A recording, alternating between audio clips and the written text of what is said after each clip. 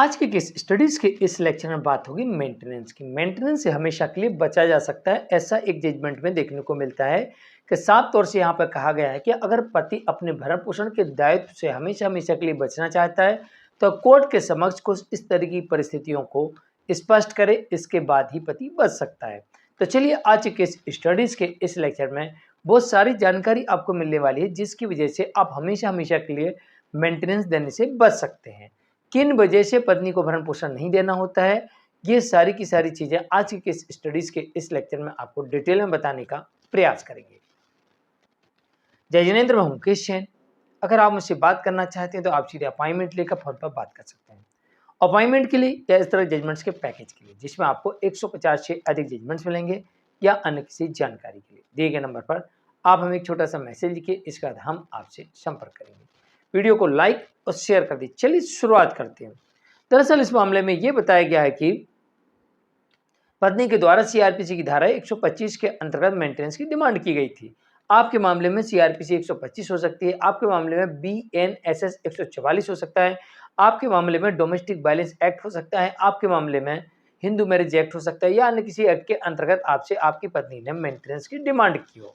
इसमें 3 प्रकार के मेंटेनेंस शामिल हो जाते हैं। एक केस लड़ने का खर्चा शामिल हो जाता है, एक स्थायी भरण पोषण यानी वन टाइम जो अमाउंट लिया जाता है वो हो जाता है, और एक मंथली लिए जाने वाला यानी कि मेंटेनेंस इंटरिम मेंटेनेंस ये हो जाता है। तो ये 3 प्रकार के भरण पोषण होते हैं। अब तीनों प्रकार के भरण पोषण अगर आपको नहीं देना है तो यहाँ पर आपको कोर्ट में ये साबित करना होगा, जजमेंट में साफ तौर से लिखा हुआ है कि कोर्ट में आपको ये साबित करना होगा कि पत्नी कि स्वयं पत्नी ने उसके साथ रहने से इनकार कर दिया। यानी कि अब आपको कोर्ट में साबित करना होगा पत्नी मेरे साथ नहीं रह रही है, उसने आने से मना कर दिया है, मैंने उसको लाने का भरसक प्रयास किया। देखो इस लाइन का मतलब समझ लेना भाई, उसने आने से मना कर दिया तो मना कर देना अलग बात है, किस वजह से किया ये दूसरी बात है। तो दूसरी बात क्या है, किस वजह से। तो फिर आपको क्या कोर्ट में साबित करना है, मैंने अपनी पत्नी को लाने का प्रयास किया, मैं लगातार बुलाया, मैंने बुलाया, कोर्ट से बुलाया, पंचों के द्वारा बुलाया गया, हमारे रिलेटिव्स गए उनको लेने के लिए, मतलब हमने भरसक प्रयास किया वापस बुलाने का, लेकिन पत्नी नहीं आई। पत्नी ने साफ मना कर दिया मैं तुम्हारे साथ नहीं रहूंगी। क्यों नहीं रहूंगी, अब वो बताएगी आपके प्रति कि आपने ऐसा किया ऐसा किया ऐसा किया, तमाम एलिगेशन आपके ऊपर लगाएगी। तो उन एलिगेशंस का आपके पास में तोड़ होना चाहिए, और जब से पत्नी आपके पास थी उस दिनांक से आज दिनांक तक आपने पत्नी के साथ क्या क्या किया, बहुत सारे आपका प्रमाण होना चाहिए। जैसे पत्नी कहती मुझे भूखा रखा जाता था, आप पिक्चर्स दिखा रहा है, बिल दिखा रहा है, हम तो होटल में खाना खाने ले जाते थे, बढ़िया बढ़िया खाना खाते थे।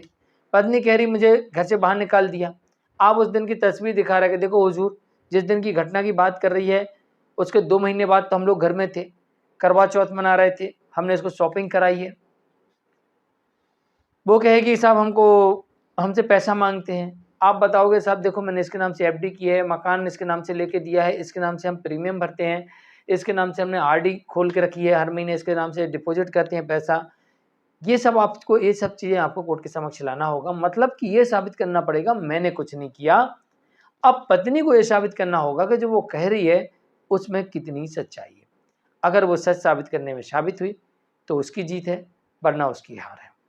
तो यहाँ पर यही लिखा गया है कि इस जजमेंट में बताया गया है कि पत्नी स्वयं रहने से इनकार कर दी। देखो उस दिशा में वो स्वयं इनकार कर सकती है, जब आप उसको मारोगे, पीटोगे, उत्पीड़न करोगे, शोषण करोगे, दुर्व्यवहार करोगे तो स्वाभाविक है वो मना करेगी नहीं रहना।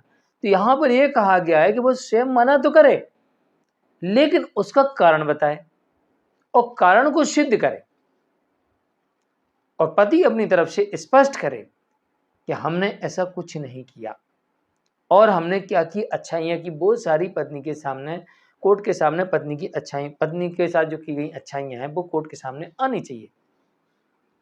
तो पत्नी जो आरोप लगाएगी कोर्ट फिर कैसे भरोसा करेगी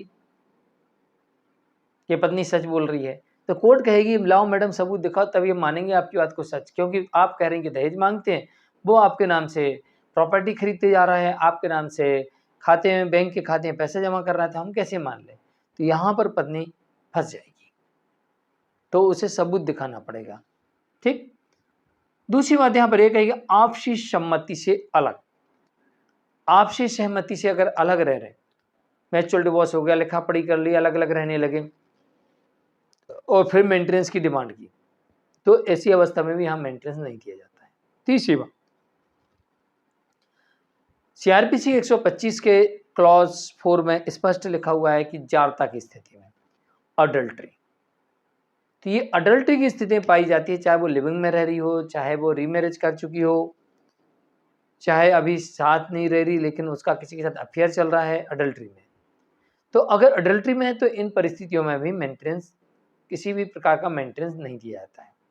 अब चौथा ऑप्शन यहाँ पे आ जाता है, जब हम सीआरपीसी 125 पढ़ते हैं या बीएनएसएस 144 पढ़ते हैं और ये नियम सभी भरण पोषण के मामलों पर लागू होते हैं। तो यहाँ पर यह कहा गया कि सक्षम पत्नी को भरण पोषण ना दिया जाए, अक्षम को दिया जाए, जो कमाने में सक्षम ना हो। तो फिर ये नियम के अकॉर्डिंग देखें तो ऐसी स्थिति में जो कमा रही हैं, वेल क्वालिफाइड हैं, पूर्णतः स्वस्थ हैं, उन पत्नियों को कोर्ट मेंटेनेंस देने से इनकार कर सकती है, और जिनके पास कोई आय का साधन नहीं है और कमा नहीं सकती है, उन्हें भरण पोषण मिल सकता है। जजमेंट आया था मुंबई हाईकोर्ट की तरफ से और इसका केस टाइटल है संगीता वर्सेस अशोक के मामले में। और यहाँ पर 2 नियम स्पष्ट तौर से बताए गए हैं कि पत्नी स्वयं रहने से इनकार कर दे। दूसरा नियम ये बताया गया कि आपसी सम्मति से पृथक रहने पर, और 2 नियम मैंने सीआरपीसी की धारा 125 से बताए। तो आज के लिए इतना ही। नमस्कार।